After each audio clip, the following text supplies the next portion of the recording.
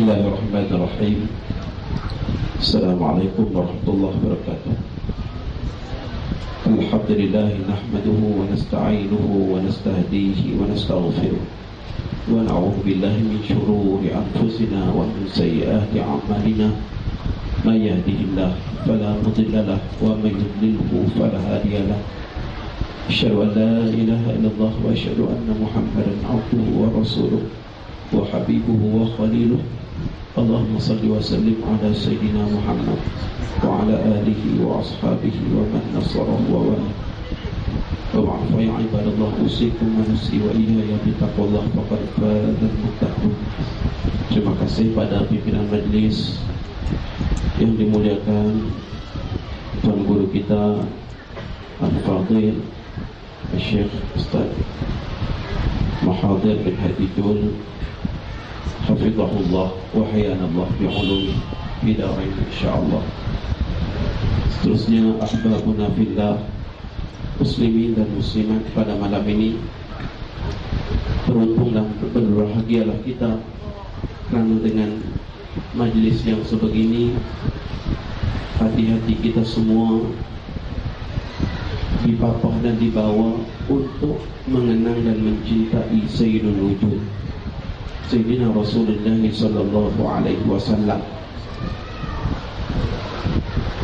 Al-Imam Izzuddin Abdul Aziz bin Abdul Salam As-Sulami Ad-Dimashqi Al-Masri di dalam kitabnya Bidayatus Sul fi Tafdhilir Rasul menyebutkan di antara kemuliaan, kehebatan dan kelebihan baginda sallallahu alaihi wasallam daripada mana-mana kemuliaan nabi-nabi dan rasul, Allah Subhanahu wa taala bersumpah demi umur baginda sallallahu alaihi wasallam, la'amruka innahum lafi sakratihim ya'mahun.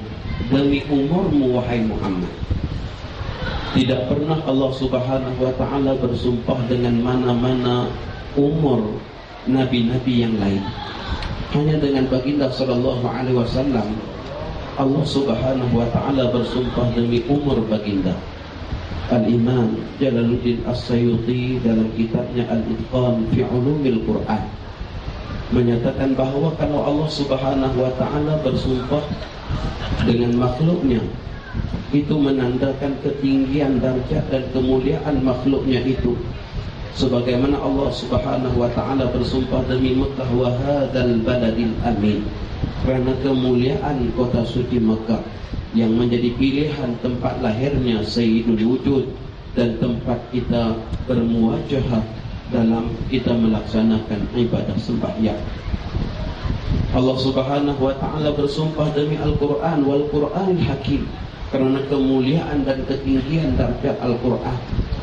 Allah Subhanahu wa taala bersumpah demi waktu fajarnya, duhanya, kerana ada kemuliaan pada waktu tersebut dan ada perkara yang perlu kita rebut pada waktu-waktu itu. Tatkala Allah Subhanahu wa taala bersumpah demi umur Nabi kita sallallahu alaihi wasallam, Allah memaklumkan kepada kita bahawa setiap detik dan waktu yang dilalui oleh baginda sallallahu alaihi wasallam, sejak daripada detik awal kelahiran baginda sampailah detik wafat baginda sallallahu alaihi wasallam, ada pedoman hidayah kepada umat ini, ada pedoman kehidupan kepada umat ini. Kerana Allah berfirman, laqad kana lakum fi Rasulillah uswatun hasanah. Sesungguhnya bagi kalian pada diri Nabi sallallahu alaihi wasallam adalah contoh suri dan tauladan pada diri baginda sallallahu alaihi wasallam. Akhlak kepribadian baginda sallallahu alaihi wasallam ini tak pernah ditohmah oleh musuh-musuh baginda Nabi sallallahu alaihi wasallam. Dalam hidup Nabi kita, musuh-musuh baginda sallallahu alaihi wasallam tidak pernah mentohmah Nabi kita dalam 3 perkara. Yang pertama, pada nasab keturunan baginda sallallahu alaihi wasallam. Hatta Abu Lahab, Abu Jahal yang memusuhi baginda Nabi, tetapi mereka akui ketinggian ya kemuliaan ya Quraisy, ya kemuliaan keturunan Bani Hashim, keturunan baginda Nabi sallallahu alaihi wasallam. Yang kedua, mereka juga tidak pernah yang mencerca rupa paras baginda sallallahu alaihi wasallam sebagaimana yang disebutkan oleh Imam Al-Baijuri.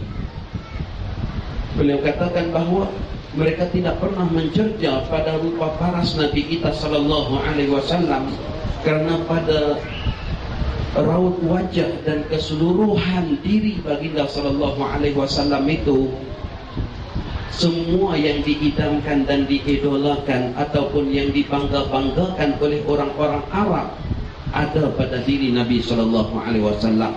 Rambut Nabi kita ja'dan rajila, ya, hadis riwayat Imam Abu Isa Muhammad bin Isa bin Sawrah At-Tirmizi, ya, dalam kitab Asy-Syama'il Muhammadiyah wal Qasail Mustafawiyah disebutkan bahwa baginda sallallahu alaihi wasallam, rambut baginda Nabi ja'dan rajila, tidak kerinting, ya, yang menggulung, bahkan rambut baginda ikan. Jadi orang Arab kebiasaannya rambut mereka kerinting menggulung, yang kalau disimpan panjang, dibiarkan panjang akan jadi kubah masjid di atas kepala. Nah, maka sebab itu orang Arab kebiasaannya rambut pendek. Nabi kita sallallahu alaihi wasallam rambutnya saja cantik, hitam, ya, berseri-seri, ya, berkilat bagaikan orang yang baru mandi. Nah, itu rambut baginda sallallahu alaihi wasallam. Jadi wajah dan raut yang diidamkan.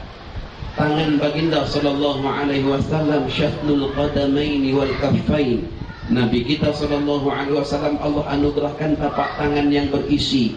Begitu juga dengan tapak kaki baginda yang berisi, yang dikatakan penuh dengan daging.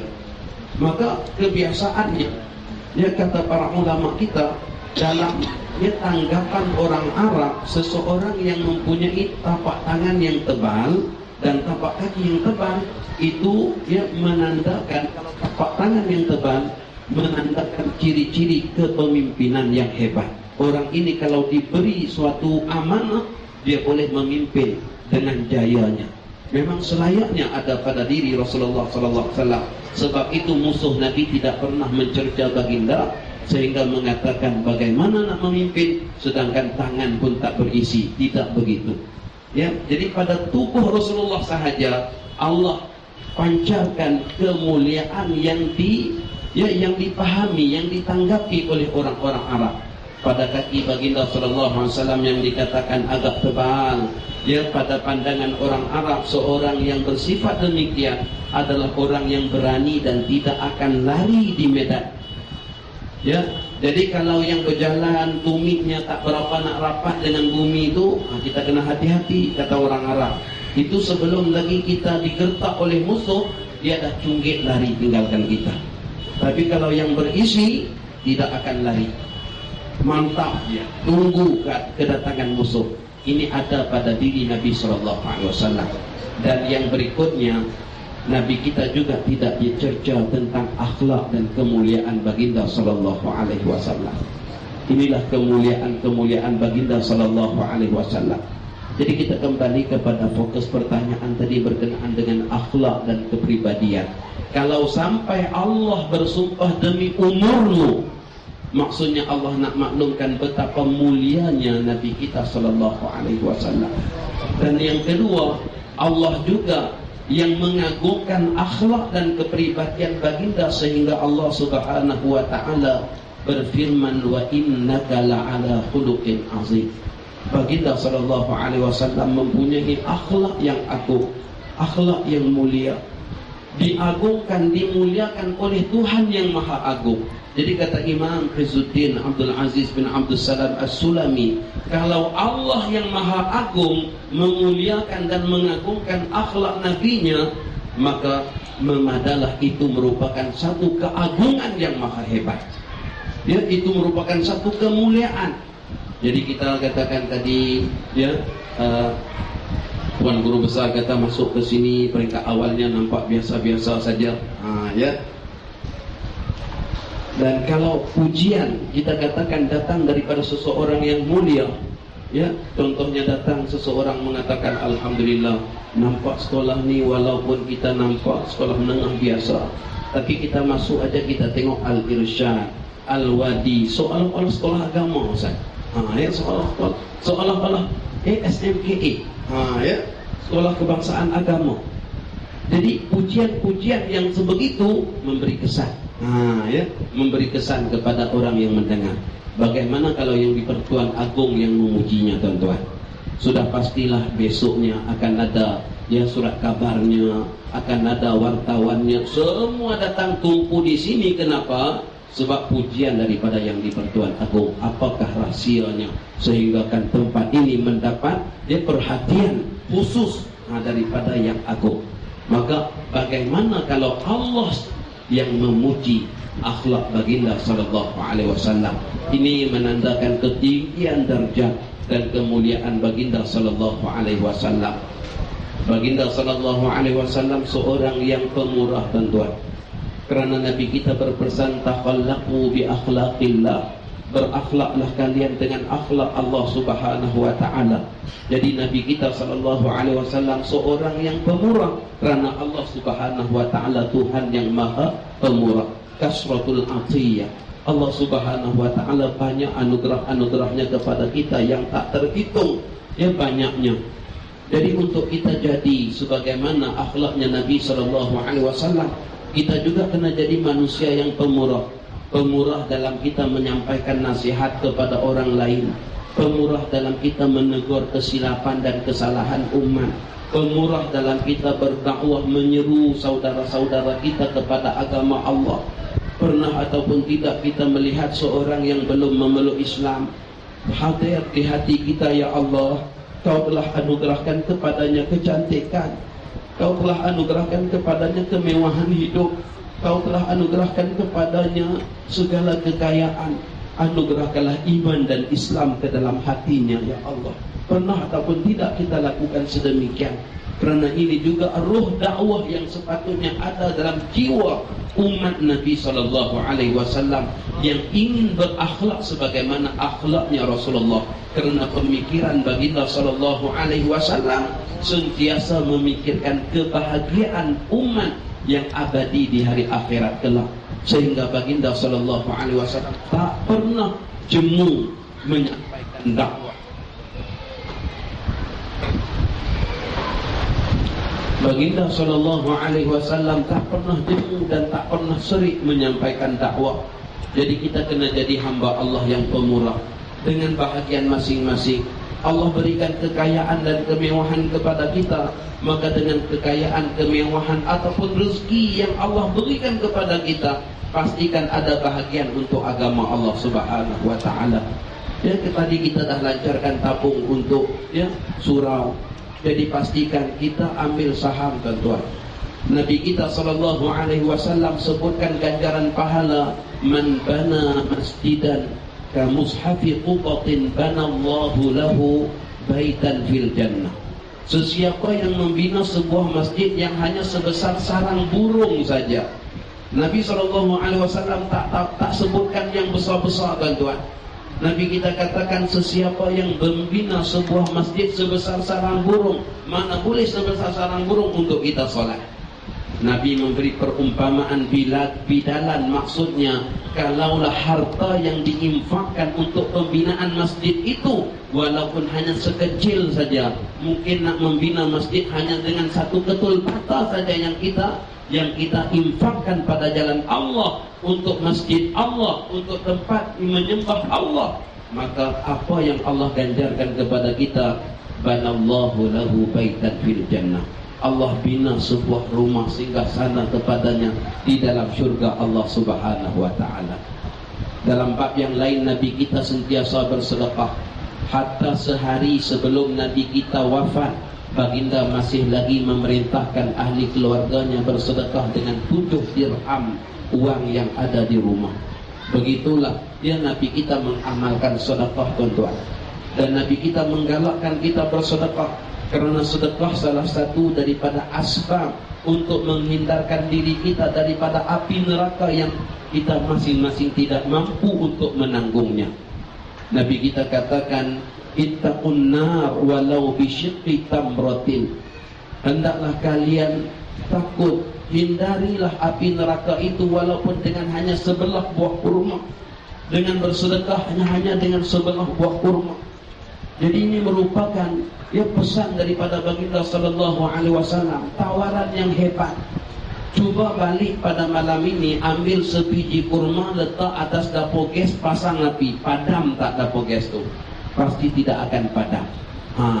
Tapi macam mana dengan sebelah kurma itu mampu memadamkan api neraka? Tidak lain dan tidak bukan kerana sedekah itu mengundang rahmat dan kasih sayang Allah, yang dengan rahmat dan kasih sayang itulah terpadamnya api neraka yang dahsyat itu, tuan-tuan. Jadi dengan hanya kita bersedekah sebesar sebelah buah kurma aja, Allah Subhanahu wa taala menghindarkan kita daripada api neraka Allah Subhanahu wa taala. Nabi kita tak katakan sesiapa yang nak menjauhkan daripada api neraka maka hendaklah menderma seharga Toyota Alphard. Kalau macam tu kita semua tak dapat, tuan-tuan. Kalau macam tu kita semua tak dapat. Tapi Nabi kita tawarkan suatu tawaran yang masing-masing daripada kita semua berkemampuan untuk menghulurkan dana, untuk bersedekah, untuk menjadi manusia yang berjiwa seperti jiwanya Rasulullah sallallahu alaihi wasallam yang mengamalkan sedekah pada setiap hari. Ini merupakan salah satu daripada akhlak dan kepribadian baginda sallallahu alaihi wasallam yang hendaklah kita semai dalam diri kita, dan kita pastikan salah satu daripada penilaian pada diri kita, apakah hari ini aku telah pun bersedekah, apakah hari ini aku telah pun melakukan sunnah baginda sallallahu alaihi wasallam dengan sunnah-sunnah yang ammah, ibadah yang ammah. Nabi kita katakan tabassumuka fi wajhi akhika sadaqah. Senyuman kamu kepada saudaramu itu pun sedekah. Masya Allah. Jadi kita dengan bermanis wajah, tuan-tuan, itu juga merupakan sedekah. Ambillah manfaat kebaikan daripada orang yang mempunyai wajhil hasan, kata Rasulullah, orang yang bermanis wajah. Yang diperingatan kepada yang berkhidmat di bahagian kaunter. Nabi kita katakan dapatkan khidmat daripada orang yang bermanis wajah. Kalau kita pergi dengan wajahnya pun dah masar, dengan layanan yang tak baik, dahlah urusan kita tak selesai, membara di hati, tuan-tuan, balik tidur tak lena. Ini tak lengkap ni, balik isi lain besok datang, Allahu Akbar. Dahlah dengan wajah yang macam tu. Cuba kalau dengan senyuman, Masya Allah, cik minta maaf ni borang ni tak lengkap, cik isi lainnya besok datang. Sebab senyum tadi tu, tuan-tuan, terawat. Terawat. Ini akhlak Rasulullah sallallahu alaihi wasallam, basyashul wajhi, bermanis wajah. Salah satu daripada akhlak baginda Nabi sallallahu alaihi wasallam. Hatta dengan manis wajahnya Nabi kita, seorang lelaki bernama Fudalah memeluk agama Allah Subhanahu wa taala. Terakhir, cerita yang terakhir, Fudalah ini menyelinap masuk di dalam ruangan tawaf sewaktu Nabi kita sallallahu alaihi wasallam bergerak untuk melakukan tawaf di Baitullah dalam Umratul Qadha. Maka pada ketika itu beliau masuk membawa pisau yang tujuannya untuk membunuh baginda sallallahu alaihi wasallam. Nabi sallallahu alaihi wasallam Allah anugerahkan pengetahuan, tuan-tuan, sehingga kan bila Fudalah menghampiri baginda dan hatinya mengatakan, sekarang wahai Fudalah, tika Muhammad daripada belakang. Nabi kita toleh kepada Fudalah.